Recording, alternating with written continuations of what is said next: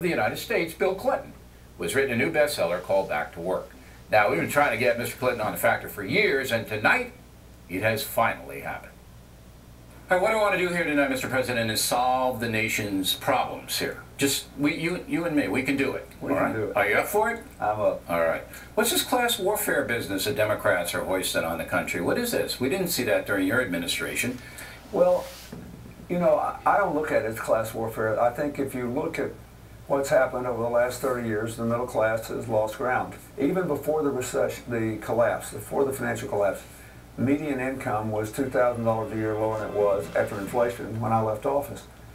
So I don't mind paying more taxes, but because I think I got the benefit of the tax cuts under President Bush and the benefit of being in the top 1%, so my income went up. But that won't solve the problem. That'll help us balance the budget when there's growth again, but we have to change the whole job structure of America. We've got to basically reorient our economy toward the future. That's the real answer. But that's not being discussed. What's being discussed by the Occupy Wall Street people and by some elements on the far left is the one percenters. Me and you, we're not paying our fair share. I think I am paying my fair share. Now, I didn't mind paying what you had me at. Yeah. I didn't mind paying you that. But do you know among you, Obama, and Bush, who had the highest tax receipts of all three of you? Do you know? Bush. So under prosperity, the tax cuts under Bush, more money flowed into the federal government. So Erskine Bowles comes back and says, let's cut the corporate tax from 35 to 26. What does Obama say? What does the president say? No.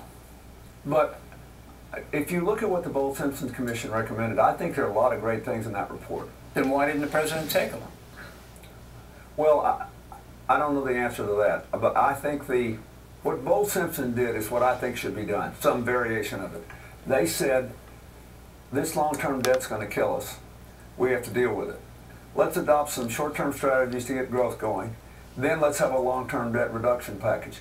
That's what I think we should do, and I think it'll work. But I was surprised that the president didn't embrace it because it gave him a pathway out of the mess, and that's where we are right now. Now, one more question about the class warfare. Are you really convinced the Democrats aren't playing this card? Because that's all we hear is tax the rich, tax the rich, tax the rich. I don't mind paying 40%, and that was the high under you.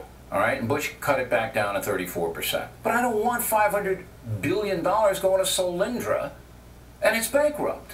Am I crazy? No, but I think the idea of moving to a cleaner energy future and doing more energy efficiency makes smart sense. And what happened to Solyndra was a unique case, with the Chinese producing more and subsidizing more, and with Americans in the business doing more. The price of the traditional photovoltaic cells dropped so much that it became an uneconomical thing. I personally prefer tax credits for people that actually produce it, because then if you and I have a different technology, we're on even footing. In your book, you say the key to getting the economy started is to get the banks to start lending money. Well, how are you going to do that? You can't force the banks to lend money. No. Well, first, I said there's two big pots of money that don't run up the deficit: banks and corporate treasuries. I recommended in this book that we essentially let corporations repatriate their money with no tax if they hire more people with it, and if they pay the capital gains rate, they do whatever they want to, and then we should take that money and seed an infrastructure bank and then take private capital. Do like other countries. Most other countries let private investors and from all over the world invest in their infrastructure and just use their government funds as the base to attract the private capital. Right. I think that makes a lot of sense. So you could do that. Okay. Now, 28 attorneys general don't want Obamacare, suing the federal government. 28 out of 50, all right? I want you to make a prediction. Supreme Court going to overturn that? I doubt it. I hope not.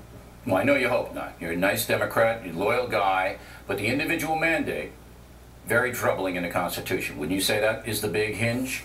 I look at it an entirely different way. Let's look at it just pure economics. The people who are defending the status quo are defending a system that is the only system in the world that charges 17.5% to insure of income every year to insure 84% of the people. No one else, no other rich country in the world spends more than 12% of income to insure 100% of the people. And we don't get better health outcomes. And we're spotting our competitors a minimum of $850 billion a year. It's terrible economics. But you Under know the the current solution to that. system. You know the solution to that. Let the insurance companies compete statewide. Let everybody get in the game and drive the price down. Let your insurance companies compete across state lines. That's right. In other words, create a national market for insurance.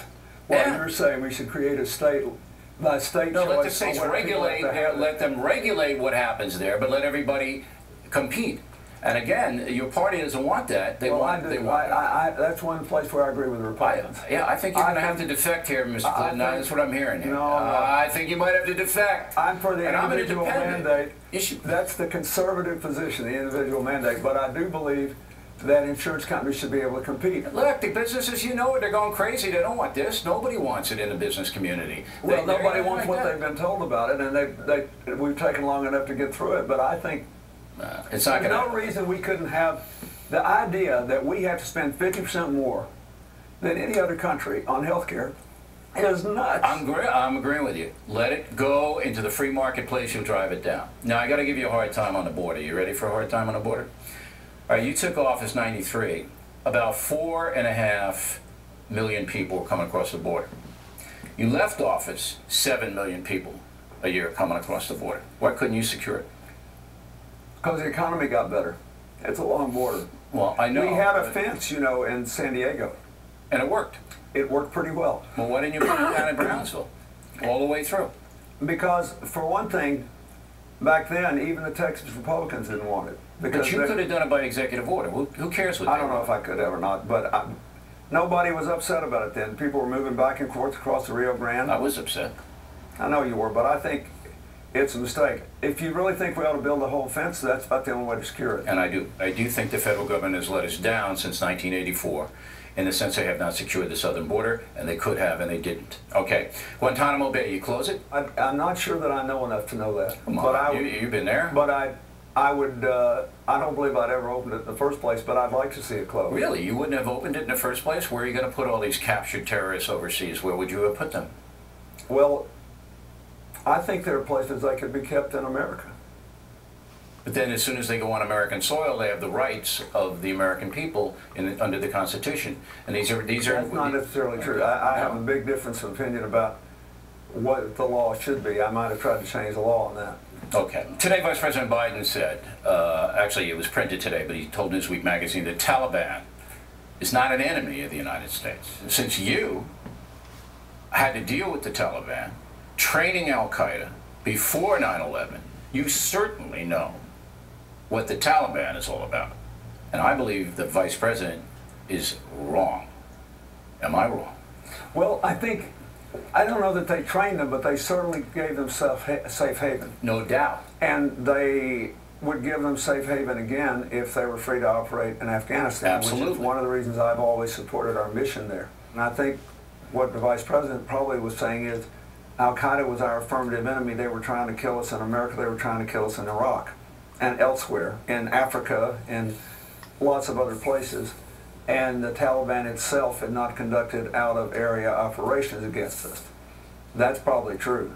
But that doesn't mean that I think we should not be really concerned if they were to govern Afghanistan. Again. One of the things that I would be concerned about, and always have been with the Taliban, is how miserable they made life for so many women and little girls. Absolutely. And that, just downright abusive things. It's evil. Now, one correction, I misspoke. It's 500 million for Solyndra, not a billion. Now, in part 2 of my interview with President Clinton,